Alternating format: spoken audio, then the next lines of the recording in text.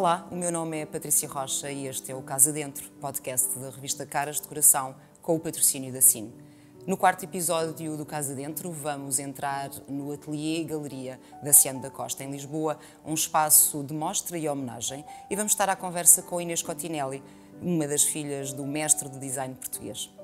Inês, bem-vinda ao Casa Dentro. Obrigada por nos receber neste ateliê e galeria tão bonito. E começava por lhe perguntar como é que nasce este espaço e qual é o objetivo. Ser ateliê também, já que ainda o ateliê da Ciano da Costa na Rua de Santa Catarina ainda existe. É um espaço também expositivo, mas acima de tudo é um espaço que visa homenagear a obra do seu pai. Claro que sim. Olá, Patrícia. Obrigada pelo convite. Obrigada a nós. É um desafio falar sobre este projeto e é muito bom estar consigo. E sei que ajuda a encaminhar e a tentar ser clara e explicar o que é que foi a intenção deste projeto e o que é que representa este espaço. E este espaço, no fundo, foi a necessidade de nós podermos ter um espaço que acolhe os originais que ainda tínhamos disponíveis em casa de umas e de outras, o acervo particular que estava no ateliê de Santa Catarina e funcionar justamente como um espaço expositivo na convivência de originais e protótipos e reproduções já estabilizadas para comercializar. E, portanto, é sempre aquela dúvida se chama ateliê, galeria, loja. É um espaço da Ciano da Costa.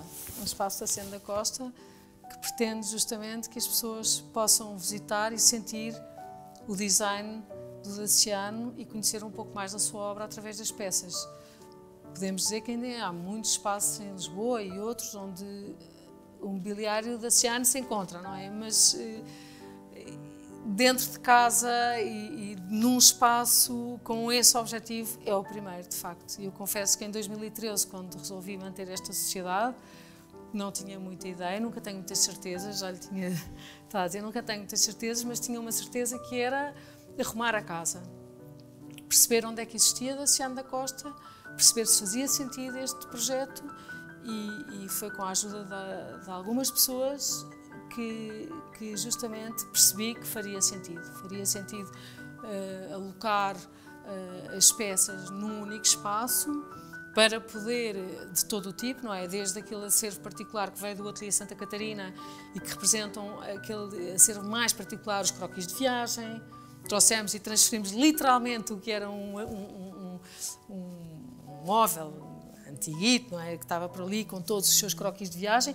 Trouxemos para aqui com as mesmas posições e disposições para agora, com o tempo, podermos fazer aquilo que é a classificação desse material. Temos feito também alguns outros, as transferências de suportes que vêm ainda em cassetes VHS para suportes digitais, para justamente a intenção de comunicar e valorizar a obra. Então é assim, há um espaço ateliê, porque tenho aqui duas colaboradoras comigo, a Beatriz e a Teresa, não está aqui, mas que me estão aqui a ajudar, não é, a dar forma a este projeto. Com esta componente também de galeria, onde as pessoas podem ver os originais e podem ver já as reproduções e se quiserem adquirir algumas peças, existem, são aquilo que nós chamamos de alguns produtos, objetos de entrada, que são notas de curiosidade sobre a obra do Daciano. Lançámos algumas linhas, selecionámos algumas peças, com essa lógica curatorial, que a Patrícia também já me tinha perguntado naquela entrevista que fizemos há uns tempos e que saiu na revista, não é? E essa lógica curatorial, não é? E essa lógica que dá um fio condutor a este projeto, que é a lógica do fator também humano, não é? Que é, à medida, a ideia ao princípio era nada mais, nada menos do que não encerrar a sociedade. Depois, ter um espaço, transferir fisicamente o Daciano pai, não é? Daquele espaço para aqui. E, portanto, ele ficar arrumadinho. E as peças dele, as coleções de chapéus, os croquis de viagem, os objetos mais pessoais ficarem aqui arrumados. Irão ser seguramente classificados, temos um protocolo em curso com a Universidade de Lisboa, o reitor e vice-reitor têm sido enorme entusiasmo em celebrar este protocolo com o ateliê da Cian da Costa, justamente por considerarem que é uma figura de referência do design português e de sentirem que nós podemos também não só apoiar o trabalho deles na área de investigação, no próximo projeto deles, que é o Centro de Artes e Tecnologia na Trafaria, como também eles ajudarem-nos a nós com os seus alunos e estagiários na classificação, inventariação e o arquivo propriamente dito do que está aqui neste ateliê.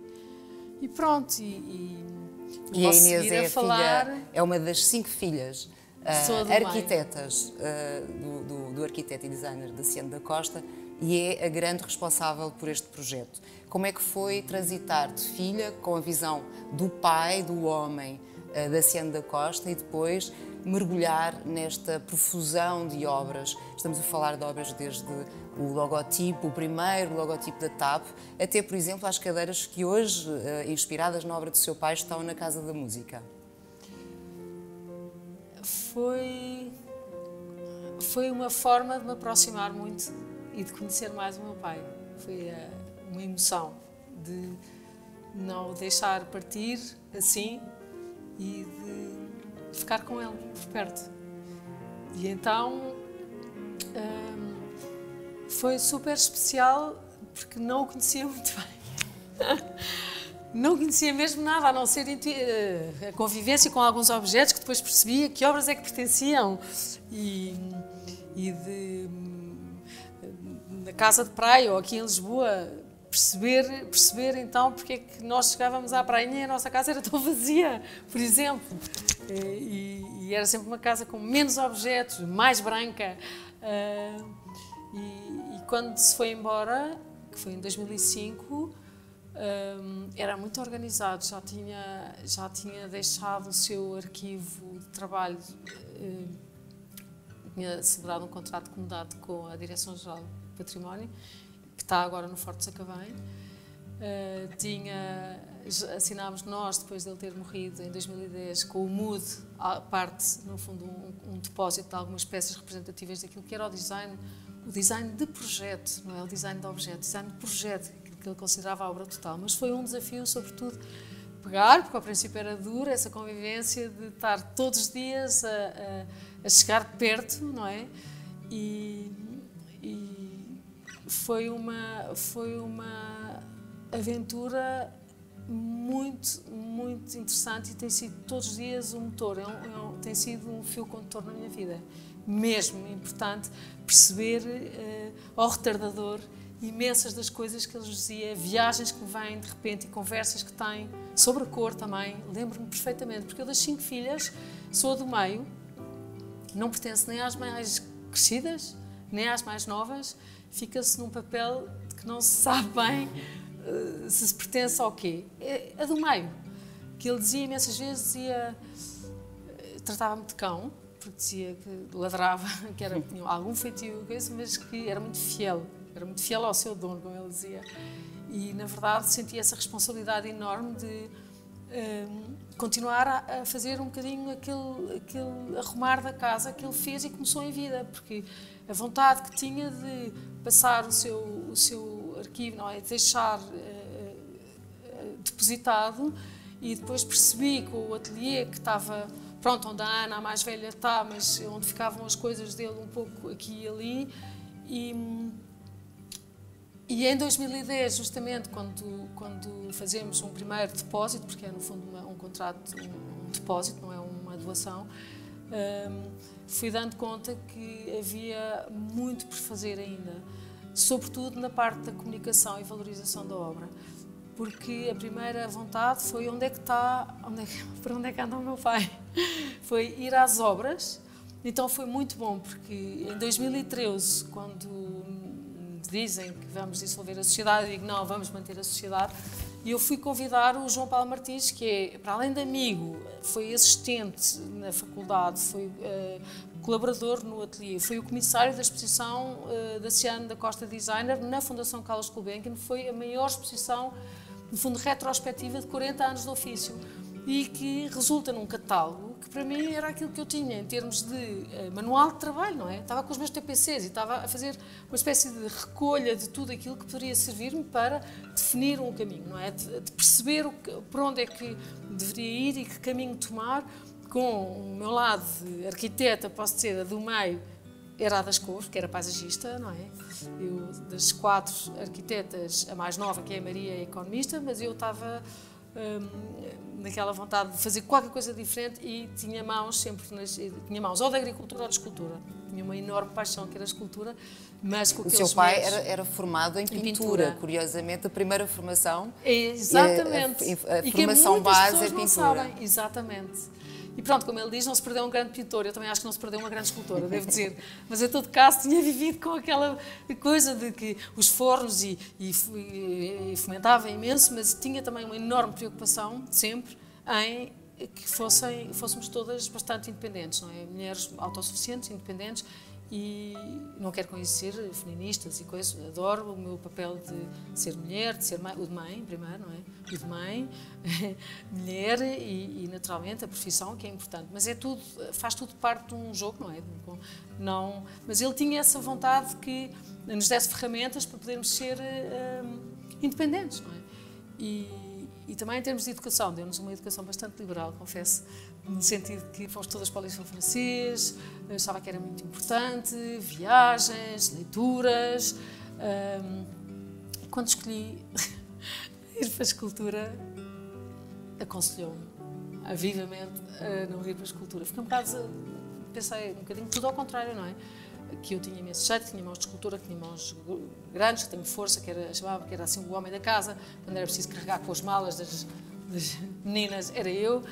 E de repente senti-me assim um bocadinho perdida e disse, não, mas também não vou para a arquitetura, não é? Não é que ele impusesse ir para a arquitetura, mas era tão, quer dizer, desde a minha mãe, arquiteta, filha do Cottinelli Telmo, o meu avô, arquiteto, não é? O Cottinelli Telmo, mãe arquiteta, o meu pai pintor, mas na área da arquitetura, o meu tio Pardal Monteiro, arquiteto, a minha tia, ou seja, é uma família que a arquitetura já era um pouco, eu pensei, não, então arquitetura paisagista, pensei, porque o campo, ele dizia sempre que gosto imenso de estar ao ar livre e a sensação de que estar ao estirador ou estar fechada incomodava-me imenso. Então falei com o meu grande e querido amigo Ribeiro Teles, que já não está cá, o meu professor, foi o meu padrinho, primeiro casamento.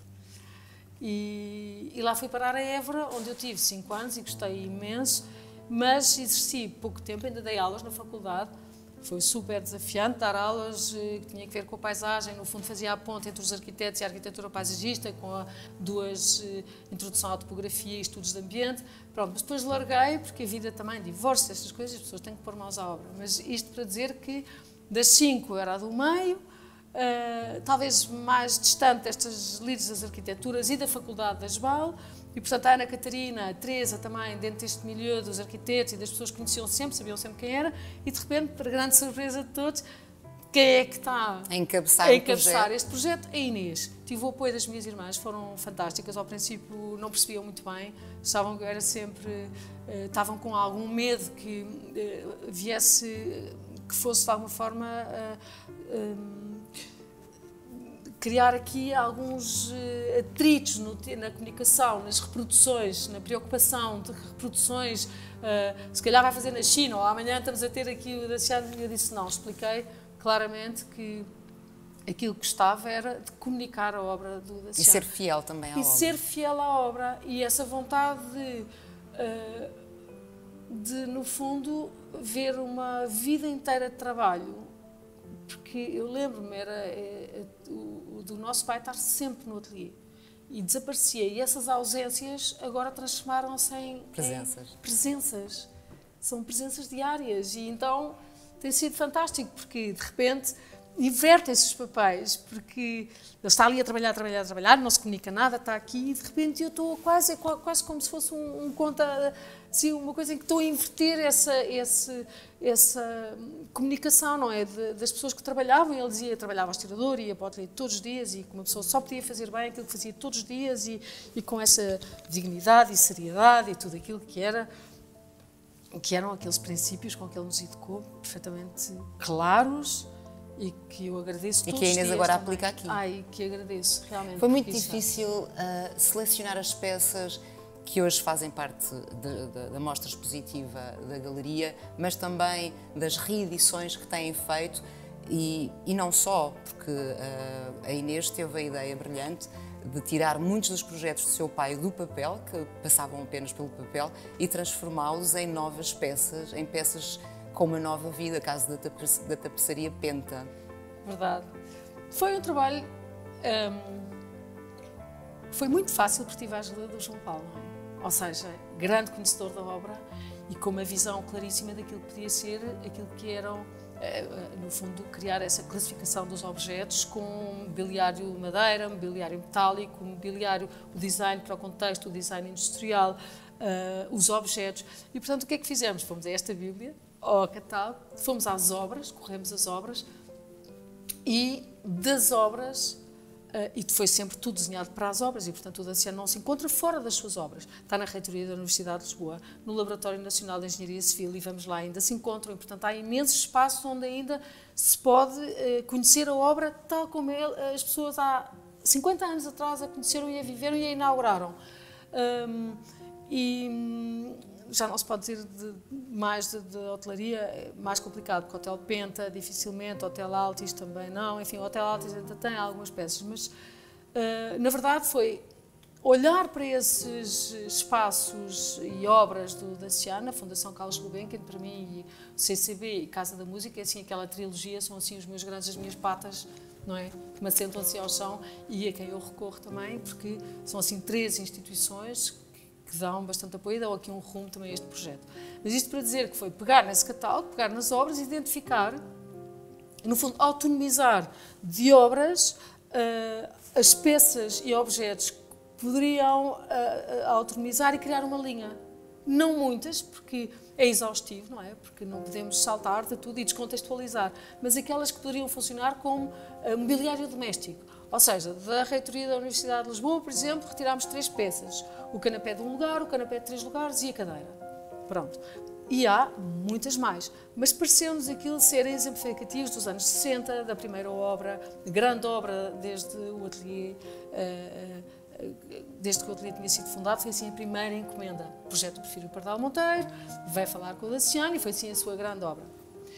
E por aí fora, e vamos por aí fora, Hotel Alvor identificámos. E depois do Hotel Alvor é muito engraçado, porque ele próprio, Daciano, ao longo da sua carreira, ao longo das suas obras, ele próprio reinterpretava algumas peças e voltavam a aparecer noutros ambientes, mas pelas mãos dele. E, portanto, nós fizemos isso com essa lógica curatorial, com aquilo que era o mobiliário, que podia funcionar como mobiliário doméstico. Das obras saltam as linhas, a linha Penta, a linha Alvor, a linha Reitoria, a linha Palace e por aí fora. Pronto, e, portanto, tentámos depois dar a conhecer, através desses objetos, a obra.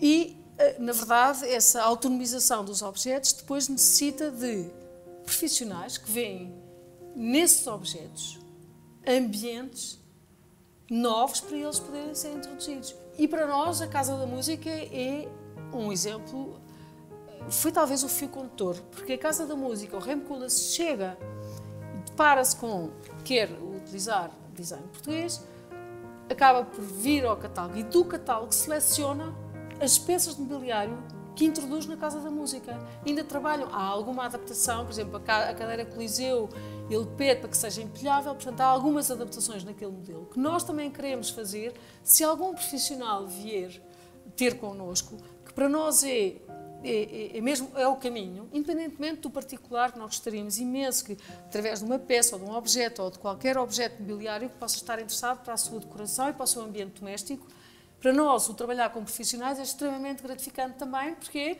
pelas mãos deles e criando os seus ambientes, perceberem que o Daciano pode ajudar, não é, a criar o ambiente que eles imaginam. E basicamente é isto, é criar essa lógica de que das obras do Daciano se autonomizam essas peças, essas peças constituem a chamada linha de objetos e depois, obviamente, com tudo aquilo que as que saem primeiro ou depois tem muito a ver com aquilo que representa o trabalho de prototipagem e o trabalho de querermos fazer um design português, não é? Um design português, produção em Portugal.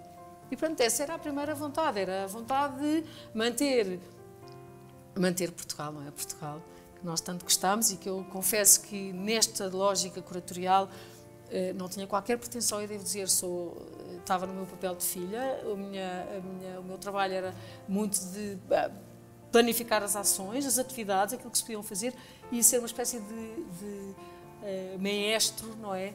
Daquilo que era importante. Até porque estamos a falar de áreas muito distintas. A Daciana da Costa desenhou desde mobiliário, que é muito conhecido, sobretudo cadeiras e poltronas, que são maravilhosas, até frigideiras, porque tinha uma grande parceria com a metalúrgica. Tirando as peças para uso doméstico, há também as peças que quer colocar lá fora. Sei que tem peças no MoMA do Daciano, mas esta exportação de comunicação, não só expositiva aqui neste espaço concreto, mas em museus lá fora também é uma das prioridades e objetivos da Inês? Foi a prioridade, confesso. Havia essa necessidade de não só, mesmo que não viesse a entrar numa coleção permanente, era a vontade de no fundo, obter informação de curadores dessa área. E não se pode chegar a tudo, não é? Sou uma, acabei primeiro o Centre Georges Pompidou, mero caso, não é? E as pessoas com alguma persistência, não é? O português é bastante persistente, não é? E na verdade, levei comigo a informação, disponibilizei-me para tudo aquilo que fosse necessário e foi muito interessante perceber que o design português, ou o nosso mestre Daciano, foi considerado, e uma das suas peças foi no fundo incorporada numa coleção permanente por justamente ser inovadora e ter aquilo que eles chamavam que era refletia justamente aquilo que é a integração da arquitetura com a arquitetura de interiores através de uma peça, aquelas torres da poltrona Broa 2, que foi selecionada com os desenhos originais e que neste momento fazem parte da coleção permanente. E depois no MoMA, que foi também muito interessante, e a Patrícia dizia que essas peças metálicas foi muito interessante, porque quando cheguei, foi coincidência, tinham acabado de lançar uma coleção, uma exposição que era a exposição de kitchenware e ficaram perplexos com aquilo que era a linha Dona, o sistema linha Dona, não sei se poderei chamar assim quando voltar a fazer a produção linha Dona, temos aquela, que era um sistema em esmalte, não é? Uma coleção com uma modulação e com complementos perfeitamente... E muito colorida. E muito colorida, com umas cores incríveis. Comprei um colorímetro, tive que comprar um colorímetro para perceber exatamente qual era a cor daquelas peças em esmalte, que parece que, obviamente, agora vamos avançar. Confesso que contactei com várias empresas em Portugal e é complicado, não sei se terei capacidade de fazer cá. Enfim, vamos ver, ainda está agora em estudo, estou com uma empresa a estudar a aplicabilidade do ferro fundido e o que tipo de esmaltes é que se podia fazer, mas não sei se consigo aquelas cores, porque são cores absolutamente incríveis. Comprei o colorímetro, tenho aí, tornei-me, não sou perito em cor, mas teve aqui um professor da faculdade para nos ajudar, porque a cor, de facto, o mundo da cor é uma coisa absolutamente fascinante e nós, quando nos parece que já estamos próximo daquilo que seria a cor, não estamos, nem de longe nem de perto. Mas enfim, então há de facto uma vontade enorme de criar esse mobiliário e, sobretudo, através de outros objetos. Há duas linhas que para nós eram muito importantes a fazer, porque toca ao design industrial. Eu diria que o design industrial, e o Daciano era conhecido e é conhecido como o pai do design industrial, porque ele lançou o gabinete de estética industrial na Metalúrgica da Longra, com a sua primeira linha Prestígio, que foi um sucesso de vendas, e depois... sim senhor, apostaram nesse gabinete e lançaram a segunda e a terceira e por aí fora. Veio a linha Cortês e posso dizer que aquilo que se vê normalmente, o LX, eu inclusive tive que comprar uma coisa no LX, não é? Uma vez a Cortês. Mas enfim, isto para dizer que o que se encontra Daciano é geralmente mobiliário industrial, de escritório. E de resto, peças avulso que possam ter vindo dos hotéis, ou que as pessoas conseguiram encontrar, ou o candeeiro, ou isto ou aquilo. E, portanto, eu espero que as pessoas, quando queiram Daciano, possam vir ter connosco, quer os profissionais que digam, como o Rem Koolhaas, querer isto, e nesse caso fazem-se as grandes propostas, consultam-se os nossos fornecedores e parceiros já que estão mais ou menos estabelecidos, eu penso que já temos alguns bastante mais e temos tido ótimas surpresas em Portugal. Às vezes os preços não são tão competitivos, mas quando as pessoas valorizam é uma questão do mercado, não é? Eu não gosto de falar dessas coisas do preço, é uma questão de valorizar ou não aquilo que se quer. E em relação às linhas pentas, estava a dizer, para mim foi muito importante a linha penta, foi mesmo assim uma espécie de loucura, foi um tributo à cor, podemos dizer. Aliás, vamos ter agora a exposição este ano, e que era para ter sido o ano passado, na Sparte e em Milão, é justamente o tributo à cor, é como vai ser apelidado. E a cor e o grafismo na arquitetura. Daí a importância destas tapeçarias, que no fundo funcionaram como para os olhos elevadores do Hotel Penta, como a sinalética, a sinalização daqueles olhos elevadores, e que o Daciano faz estes estudos de papel vegetal, em papel vegetal, e de repente opta por uma solução que são as chamadas pentas fragmentadas, porque o suporte era muito mais na horizontal e ele, portanto, fragmenta as pentas. Mas nós decidimos manter, e eu avancei primeiro com justamente aquelas que nunca tinham sido produzidas, que são estas que estão aqui na galeria, que é uma coleção de 17, e as fragmentadas, que estão disponíveis, e essas estão já disponíveis ao público, e espero poder lançá-las, está por encomenda, e algumas numa loja online, que nós vamos lançar muito em breve, e que eu espero que sejam só, é uma espécie de, costuma-se usar esta palavra, o teaser da Daciano, não é? É só qualquer coisa que desperta a atenção e que não torne o Daciano também tão agarrado às suas obras, que as pessoas possam ser criativas com o Daciano, não é? Gostava que não ficasse assim uma coisa, de ler o Daciano é uma coisa velha, passada, gostava que fosse assim uma coisa... Daciano foi arquiteto, designer, professor, destas vertentes todas profissionais do seu pai, qual aquela que mais destaca? Ou estão todas elas interligadas? Eu acho que sim, estão todas interligadas, mas eu acho que o professor foi muito importante. Ele dizia que os alunos o ensinavam todos os dias. E essa qualidade humana, esse fator humano, foi sempre muito importante. E notava-se muito no meu pai, no Daciano. Eu acho que sim, que talvez o professor. Estão todas interligadas, mas eu acho que os alunos... E estas peças também nos continuam a ensinar. Continuam. E eu tenho uma ambição, às vezes digo aqui, uma coisa completamente louca, não é? Porque isto é um espaço, também tem que ser um negócio, não é? Porque eu tenho que ter pessoas aqui que gostava que vissem isto também como uma profissão e que estivessem felizes aqui e que houvesse aqui este ambiente de felicidade em torno deste projeto e de criatividade e ter essa plataforma, esse universo de pessoas que passaram pelo Daciano. Às vezes penso à minha irmã Catarina, ou no outro dia estive aqui também com o João Paulo Martins e disse-lhe como é que a gente pode ter as pautas, quem foi aluno do Daciano, como é que a gente volta a cruzar-se com essas pessoas, ou o que é que andam aqui, ou o que é que estão a fazer, porque este espaço é deles também, ou seja, o que é que... está cá o Daciano, estamos por aqui, ou outros que tenham vontade de conhecer, ou que queiram, por exemplo... Tocam às vezes, vêm alunos de doutoramento que querem e precisam de informação sobre a obra do Daciano, mas que não... Quer dizer, no fundo, o que é a parte importante, e quando a Patrícia dizia, foi ir aos museus, sim, mas depois ter uma plataforma que é o site oficial, que demorou imenso tempo. Confesso que foi imenso tempo, porque as pessoas quando não... Mas onde está quase tudo, porque está muito completo. É quase uma bíblia sobre o Daciano da Costa. Eu acho que sim, pode melhorar, mas as pessoas... o perfeccionismo às vezes é muito... é difícil lidar com esse perfeccionismo, porque acabamos por não fazer as coisas. E, portanto, a certa altura eu tive que parar e dizer, pronto, é assim que vai, e com aquela navegação e tentar criar ali o Daciano nas suas várias vertentes, na vertente também de pai, que pôs uma coisa muito simples, mas professor, designer, arquiteto e por aí fora, por exemplo, é uma matriz, não é? Aquilo vai evoluir seguramente e depois tem as reedições, mas as reedições vamos ter também uma loja online, para estes pequenos objetos de entrada, que as pessoas possamos também modernizar. Tornar acessível o design. Tornar acessível. E os alunos, para mim, era importante, e gosto imenso quando vem um aluno, veio um de Viana de Castelo e pediu-nos ajuda e veio para aqui, fomos ao Forte de Sacavém, nós como, no fundo, herdeiras, podemos também facilitar. Claro que aquilo que eu gostava era, e estava a falar nisso no outro dia também com a CCB, com uma das administradoras, fantástico o trabalho que vão fazer, é todo o mobiliário vai estar digital, toda a obra vai estar acessível ao público em geral, ou seja, os desenhos, as fotografias do mobiliário, tudo, portanto as pessoas podem consultar. E isso é esse caráter didático que é que era o que eu queria, fim da linha fundação, não é? Que é isto funcionar quase como uma plataforma informativa e das pessoas também poderem aceder a esses materiais e não ficar confinada à família ou pequeno... Sim, porque isto aqui é tudo quase uma passagem para esse grande objetivo que é ter uma fundação da Ciano da Costa. Gostava imenso, porque assusta-me, sou corredora de fundo.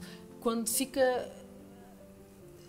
Nós agora somos as filhas, estou cá, por acaso. É quase a rede, é a rede para quando vocês já não estiverem. É mesmo, porque quem é que vai tomar conta disto? Eu acho que tenho aqui conversas, digo sempre, mas quem é que vai tomar conta disto? Porque se as coisas forem nossas, a cadeira é minha, esta é da tua casa, aquela é da outra, não. Isto tem que estar, este património tem que entrar todo nessa fundação. Tem que haver um conselho e pessoas que realmente se interessem e pessoas que saberão muito mais e dar um caminho diferente. Depois esta parte comercial pode ser e ajudar, não é? Porque, obviamente, eu tive algumas facilidades, este espaço, não ter que pagar renda, não é? No fundo, mas quero que ter pessoas aqui, profissionais, tenho a sorte, tenho aqui esta minha dupla de profissionais que são, e fico... Sou um bocadinho maçadora, às vezes sou um bocadinho, quero estar em cima de tudo, mas enfim, mas já sinto que estão bastante em cruz e cada uma delas tem muito o seu a Beatriz mais da parte, no fundo, de produção e a parte da criatividade, a Teresa mais marketing e comunicação, mas enfim, mas isto para dizer que a fundação no fundo, aquilo que o Daciano fez em vida era deixar isto organizado e eu tive já algum feedback, sei que tem que fazer uma carta ou Conselho de Ministros, etc. e tal, mas já tive essa abertura, de facto faria sentido. E, fim da linha, eu acho que sim, alguém que fica a tomar conta deste património e que saiba, continue com a parte toda de classificação, porque temos aqui várias frentes de trabalho. Às vezes abre o bloco de trabalho institucional, o arquivo, a parte comercial, a parte da produção, são tantas frentes, não é? E não se pode fazer tudo. Mas se eu deixar, pelo menos, organizado, eu sei que isso pode depois rolar e ser Alguma vez o seu pai imaginou que iria manter esta herança viva desta forma e com tanta determinação? As minhas irmãs às vezes dizem que sim, dizem sempre, é incrível Quando ele estava a organizar e a catalogar tudo, não tinha? Não tinha, não. Eu não me dava, quer dizer, conversávamos, mas não tínhamos essas conversas intelectuais, essas conversas muito estruturadas. Assim, umas coisas mais aleatórias, mais afetivas, o abraço, o beijinho, o cão, o caso. Não falava especialmente mais, se calhar, com o João Paulo. O João Paulo dizia que ele era muito organizado, ainda temos muito para organizar, mas não tinha ideia, eu acho que não tinha. Por isso ele tinha essa vontade de fazer ainda em vida, deixar ele fazer isto. Mas não, eu acho que não tinha. Uma das coisas que o seu pai lhe deixou foi essa insistência de usar Cotinelli, que vem do seu avô Cotinelli de Telmo, que também é arquiteto. E a Inês conta que das 5 irmãs é a única que usa Cotinelli por insistência do seu pai. Duas. A Catarina também. Das 4 arquitetas, nós ao princípio não percebemos muito bem, mas e eu acho que há algumas pessoas que não entendem. Talvez porque o Cotinelli é mais sonante, não é? O Costa. Eu gosto imenso do Costa, não é? Mas ele, de repente, acabámos o curso e tal e pediu-nos para usarmos o Cotinelli e Telmo. E a Catarina e eu, no Luísa Francesa, éramos sempre Cotinelli e as outras duas. Agora, Costa, a Ana Costa, sempre Ana Costa. A Teresa, umas vezes Costa, outras vezes Cotinelli. Variava. Eu também, umas vezes Costa, outras vezes variava. E ele disse que gostava muito que fizéssemos e que homenageássemos o avô Cotinelli e Telmo dessa forma, porque tinha morrido cedo e achava que, de alguma forma, iríamos, através de usar o apelido. Iriam perpetuar. Perpetuávamos e, sobretudo, e é engraçado, porque isso acontece. Muitas vezes dizem, você é Cotinelli, é filha de Cotinelli, é neta do Cotinelli e Telmo. Não, há uma conversa que surge e, a propósito disso, vem e o Cotinelli e Telmo a estar, onde quer que esteja, se calhar ali assim, ainda a ser lembrado e recordado. E, quem sabe. Portanto, acaba por ser engraçado, não é? E ele achava que era uma forma de homenagear o seu sogro, que ele tinha uma enorme admiração por ele, não é? Estes homens tão sonantes, não só na arquitetura, mas com esta importância na sua vida, que influências é que lhe trouxeram? A Inês, que está aqui hoje. Uma disciplina férrea. Eu acho que é uma influência é quase. Eu acho que esse conhecimento, conseguir dissecar essas influências, eu acho que está numa influência das pessoas viverem, terem essa criatividade, essa vontade essa curiosidade, que foi sempre transversal na educação, a curiosidade e essa disciplina também, de que muitas vezes não ficar pela rama, como diziam sempre o meu pai, as pessoas aprofundarem um pouco mais e não viverem na superficialidade, viverem com algum condimento, como ele dizia. Mas essa herança, eu acho que vem dessa herança, talvez a criatividade e há qualquer coisa que nos leva sempre para as artes, para o mundo das artes, que não conseguimos perceber bem porquê, mas seguramente haverá uma explicação científica para ela. Eu não sei qual é, mas que...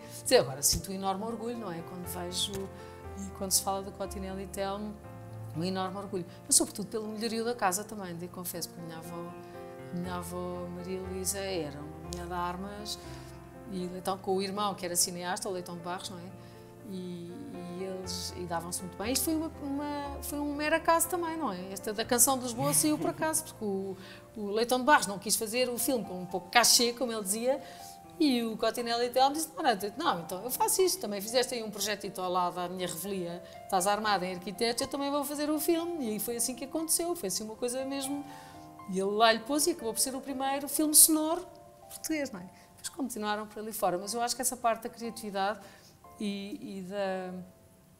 dessa disciplina e do trabalho, o sentido do trabalho, o sentido do dever é uma coisa que nos acompanhou sempre muito. Eu acho que esse rigor, essa necessidade de aprofundarmos sempre. Lembro-me tão bem de começar a dar aulas, de ser convidada para dar aulas em arquitetura, acabada de fazer o meu curso e às vezes era difícil porque nunca era suficiente. Havia um peso. Eu lembro-me na faculdade, no curso de arquitetura paisagista, houve e às vezes filho de peixe sabe nadar, ou em desenho, porque realmente de todas, a Catarina é muito dotada, grandes facilidades, essas coisas devem nascer, não é?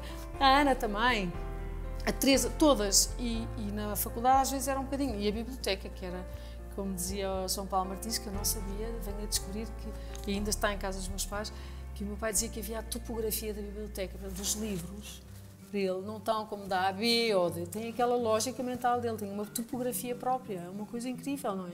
Eu não sabia, só no outro dia que percebi que não podemos tocar naquilo. Se aquilo vier para aqui, tem que vir exatamente como está. Porque ele depois, mesmo quando foi para me selecionar os livros, vai ser assistente e tal, sim, mas não começa, não sei o quê, tem que ler isto. E aquele trabalho que fez de me tirar a palha, de me selecionar aquela meia dúzia de livros, que foram para mim, para além do curso, estava fresca ainda, com o Gonçalo Ribeiro Teles, que me tinha dado umas aulas fascinantes, e portanto as pessoas têm o bom de estarem frescas e cabeça aberta, não é, com vontade e peito feito para irem ensinar, que é um desafio. Por outro lado, com o não terem qualquer espécie de experiência, não é? Portanto, estão ali e estão peito feito a apanhar as balas que vierem. Mas pronto, mas há sempre, não é? Pois a pouco e pouco vai-se apanhando o jeito e vai-se conseguindo. Mas de facto, eu acho que herdei esta vontade de viver no meio da criatividade e deste rigor. São coisas muito opostas, mas, enfim, acho que não tem sido mau. Tenho agora um projeto que adorei que acontecesse, foi fantástico. A Estação Sul-Sueste, Patrícia, é incrível, são 3 gerações. Projeto do Cotinelli e Telmo, Estação Sul-Sueste, com a reabilitação que ainda começou com o meu pai em vida, porque foi 2001. Sim, Ana, e que vai abrir agora, não é? Já abriu. E então é a estação recuperada, pelas mãos da Ana e da Ciano, não é? Ainda que trabalharam os dois juntos nisso, e com o mobiliário da Ciano. Foi escolhido o mobiliário que é a poltrona Broa 2, que assume um papel ali no hall principal da recepção, onde vão ser, porque são para os passeios de barco turísticos. E, portanto, escolheu-se ali um modelo e, de repente, aquilo é, assim, o exemplo é fantástico, é uma emoção e uma incrível, porque as pessoas realmente, e eu acredito cada vez mais nisso, as pessoas estão tão E é algo palpável também, não é? Palpável, estamos ali sentados nos cadeirões, a conversar com o Cotinelli e Telmo e a conversar com a minha irmã, e ali está tudo, em convivência, alegre, não é? Numas coisas que nós sabemos pelo João Paulo Martins, que ele até nem estava muito contente, o Cotinelli e Telmo, por ter ali aquela amostra desde o azulejo à pedra, ao mármore, que era um bocadinho aquela questão que o Salazar dizia, porque nas obras portuguesas tem que estar tudo aquilo que são os nossos bens, as nossas matérias-primas, a Portugalidade. Portanto, está lá o azulejo, está lá tudo o que é ingredientes, não resultando de kits, que é tramado, porque pode resultar, não é? Mas temos lá de tudo. O azulejo, a pedra, o mosaico hidráulico, está lá tudo. Bom, e estes cadeirões, estas poltronas de hoje, ficaram ali mesmo bem e já resultado deste nosso trabalho aqui do ateliê. De reprodução, de estudo da cor, se iríamos usar a cor, aquele cinzento da ciano no original, a pele e por aí fora, portanto sempre essa vontade de arriscar, porque o da ciano também, quem está agora com as mãos na massa somos nós. Temos, por um lado, arrumar a casa, arrumar o seu trabalho, mas... O que é que falta a arrumar, Inês? O que é que falta a arrumar? Ainda há tudo aí, há muita coisa na arrecadação. Muita coisa na arrecadação. Temos a coleção de chapéus que tem que ser fotografada, por exemplo, classificada, fotografada e por aí fora. Ele fazia vários eventos no ateliê, tudo com os chapéus, temos algumas fotografias. Temos os croquis de viagem, que fez uma única exposição com os seus croquis de viagem. Ele não gostava especialmente porque os croquis de viagem eram para ele, não é? E portanto, quando viajava não tirava fotografias, tirava algumas, mas poucas. Mas eram só registros de paisagem, era o seu registro, não era a sua... que nós muitas vezes percebíamos, já nos habituámos àquela linguagem do desenho, o Daciano, e sim, nós conhecíamos bastante bem. Que na minha altura de alentejana, viver no campo, lembro, ao primeiro traço eu sabia que ia sair o tratorzito, ou que tinha estado lá eu a lavrar a terra, e estava ali o trator com o pó, e era muito engraçado, e era suficiente para eu perceber exatamente em que folha que estava, o que estava a trabalhar, era engraçado. Eram desenhos, eram registros nossos, não é? Muito afetivos. E portanto ele resolveu e no fundo consentiu em fazer esta exposição, que resultou também nos croquis de viagem, que não são por serem bonitos ou por serem mais giros. No fundo foi uma seleção criteriosa também, que demonstrava mais ou menos aquilo que tinham sido as suas viagens e traça um percurso, não é? Traça um percurso, é engraçado. E eu acho que essa parte falta-nos a organizar. Eu gostava muito de partilhar não só aqueles que foram publicados, mas talvez até tínhamos pensado numas serigrafias, numas reproduções, para as pessoas poderem levar para casa. Quer dizer, isto são só pensamentos. Pode ser que... Eu vou precisar das pessoas, não é? Eu preciso das pessoas. Preciso que as pessoas me ajudem aqui um bocadinho a dar um caminho, não é? Mas sim, mas temos isso para arrumar e temos ainda alguns trabalhos que estão no ateliê, que estão lá no arquivo vertical, e vários arquivos horizontais, que é a parte toda da Escola António Arroio, que ainda conseguimos recuperar algumas. E temos a adega, não é? A adega onde ele tinha as suas vinhaças, que estão lá, não vais catalogar, mas que tinha os objetos, porque ele das várias viagens que fazia, trazia sempre pequenos objetos de artesanato, que ele achava sempre que era essa manualidade que o fascinava, não é? E sobretudo, então, eu acho que eu conheço o meu pai antes do Japão e depois do Japão. A ida ao Japão e a feira Osaka foi assim um momento de viragem muito grande. Foi impressionante. Mas os pequenos objetos, eu adorava coisas pequenas, mas os pequenos objetos e o artesanato ele valorizava e ficava perfeitamente fascinado.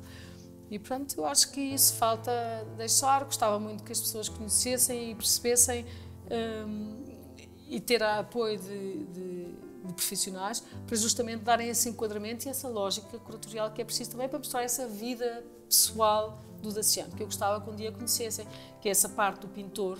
Temos algumas coisas, temos ali o cavalete dele, ali do curso de pintura, essa parte que ele diz que não se perdeu um pintor, mas em todo caso convém. Eu lembro que o Citério, quando eu tive a sorte também de me cruzar com o António Citério em Milão, está um bocadinho, é muito importante não ter certezas para mim, não tem, da pessoa saber o caminho, faz imensos planos, atividades, etc. Mas não faz mal de estar sempre, não é, de ser um caminho completamente irregular e sinuoso. E ele dizia-me que justamente uma das coisas que era importante era eu perceber o que é que poderia ser também interessante dar a conhecer do Daciano que não se soubesse e que pudesse ajudar a alavancar, não é? Por isso era uma exposição em que se mostrasse aquilo que as pessoas não conhecem do Daciano. E talvez isso fosse interessante também, arranjar aqui fogo, porque agora ainda estou noutra fase, estou numa fase pelas mãos na massa, estamos nesta das prototipagens, da loja online e de assentar a real com a produção, não é? Produz esta linha, produz esta, pronto. Mas eu gostava muito de uma exposição dessa lógica da vida do Daciano. Ser ao designer, ser ao professor, ser ao... a vida dele. As coisas mais simples, os objetos deles. Que adorava ler e ouvir música clássica. Adorava ler. Era ler e o seu melhorio, não é? E o seu melhorio. Adorava. Dizia que não lhe fazia falta nenhuma. Então as pessoas perguntavam sempre aquela coisa. Eu não teve pena de não ter... Era sempre, era recorrente. Mas não tem pena de não ter tido um filho sempre. Não tem pena de não ter tido um filho. Mas pergunta, mas que raio, dizia assim, mas que coisa é esta? Mas que isto é uma coisa... Acreditávamos que gente tão sem graça. Viver no mundo das mulheres é muito mais interessante. O mundo das mulheres é muito mais fascinante. Bem, de vez em quando faz-me falta ter braço de homem para carregar, mas era eu, que era fortalhaça, fazia ginástica de competição, portanto lá ia eu carregar com as malas, mas ele dizia que não lhe fazia falta nenhuma. Que peça, para terminar, é que elege uma peça e já agora uma obra, para levar consigo, assim, aquela peça e aquela obra que não só definem, mas é a sua preferida da obra do seu pai? Ui. Ao princípio eu podia responder tão facilmente, porque era tudo, é como ao bom aluno ou mau aluno, não é? Ao princípio a gente de repente agarra-se muito à peça e era a cadeira reitoria. Mas estava no princípio deste meu trabalho e era a cadeira reitoria, que a gente não a vê aqui, está ali na Teresa.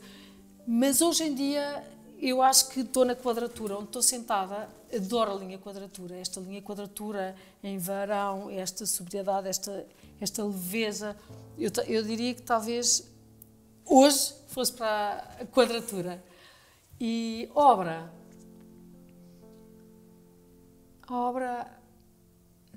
acho que é a Fundação Carlos Gulbenkian. A Fundação Carlos Gulbenkian é um peso pesado, não é? No modernismo, aquela equipa. Não quer dizer que Gregó, Timiná Sagado, CCB não tenha sido, mas obra total e obra, a primeira, assim, a Fundação Carlos Gulbenkian é fascinante. Eu acho que não há dia que não entre ali, ou sempre que lá vou, há qualquer coisa de muito especial que me envolve, aquela escadaria, aquelas focas, como ele dizia, que eram as poltronas de fundação, assim que o pessoal ficava refastelado e que se fica... E fica-se ali agarrado, não é? Aquilo abraça e fica-se por ali horas a fio. Outras vezes ele dizia que tinha sido um risco, não é? Porque quanto melhor a pessoa põe a sete, não é? O pessoal fica ali e nunca mais se arranca, não é? E por isso corremos riscos, não é? Quanto mais se dá o conforto aqui no coisa, no assento e na sanduíche e por aí fora. Por isso, da Casa da Música, a cadeira a levor sofre uma alteração grande, justamente deixa de ter o estofo no assento e passa a madeira. É para ficar ali 15 minutos e a ala que se faz tarde. Toma a bica e vai embora, que está na cafetaria. Mas pronto, tudo isto tem uma razão de ser, não é? Agora, não é por ser daciano, ou é por ser daciano, ou o que quiserem. Eu sou filha, é muito difícil. Mas não tinha sentado em tanta cadeira desde que comecei com este trabalho e não há dúvida que qualquer uma é bastante confortável. A Patrícia está na cadeira Palace, é bastante confortável. Aliás, se puder de pernas de pata para o lado, consegue estar assim e com a cadeira isto acompanha as costas. É engraçado, vamos descobrindo. E é engraçado perceber que esta quadratura as pessoas acabam por olhar para ela e vem do LNEC.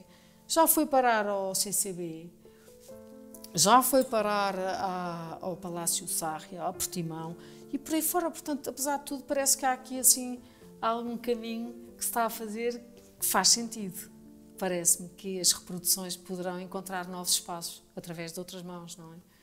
Inês, vou arrancá-la dessa cadeira para a nossa rubrica Decor e Salteado. Uma herança de cor.